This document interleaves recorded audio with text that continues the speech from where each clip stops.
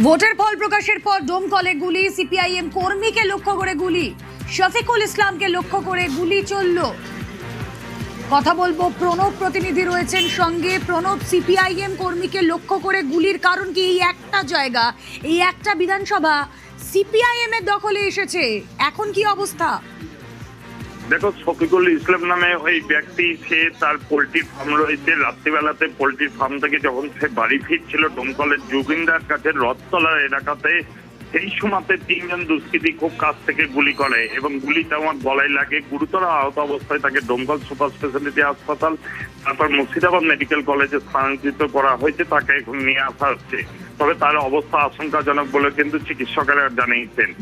CPM এর কর্মী এবং সিপিএম এর যেহেতু সমর্থক তৃণমূলের লোকরা তাকে গুলি করেছে বলে কিন্তু অভিযোগ করছে, যে যারা তার পরিবারের লোকেরা তারা কিন্তু অভিযোগ করছে। এবং সিপিএম যেহেতু তোমার ডোমকলে একমাত্র সিট রাজ্যের মধ্যে, সেখানে কিন্তু জয়লাভ করেছে এবং তৃণমূল আশ্রিত দুষ্কৃতীরাই এই গুলি করেছে বলে কিন্তু অভিযোগ।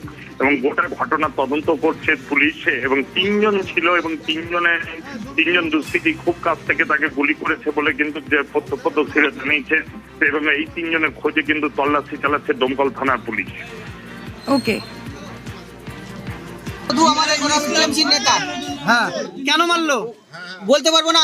মুরগির ফার্ম করেছে, মুরগির ফার্মে থেকে বাড়ি গেছিল এমনি। ইসলাম শুকুর হুমায়ুন আর ইসলাম শুকুর হুমান ছিল। আচ্ছা, এ কোন দল করতো তাহলে? আর মধু মধু এক নম্বর। মধু কোন দল করতো?